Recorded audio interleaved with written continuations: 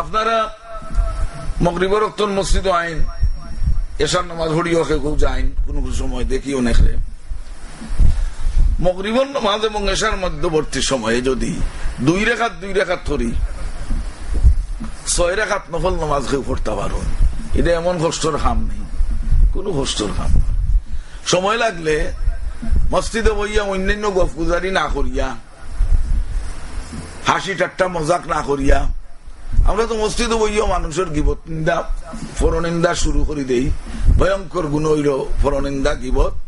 এর বাদে আবার মসজিদও নাউজুবিল্লাহি মিন যালিক দুনিয়াদারি কোন আলাপ আলোচনা মসজিদও ঠিক নাই।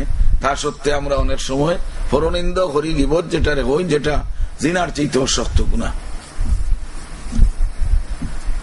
এটা না করিয়া যদি 6 রেখাত নামাজ পড়ে 2 রেখাত করিয়া, তিরমিজি শরীফ জিলদে আউয়ালে riwayat আইছে, মান সাল্লা 6 রাকাতিন বাদাল মাগরিব উদিলাত বে ইবাদাতে সিনতায় আশারাতা সনাতা। এই 6 রাকাত নামাজে আল্লাহ পাকে আপনার এতটুকু নেকি দান করবা যে 12 বছরের ইবাদতের সমান সওয়াব আল্লাহ দান করবে।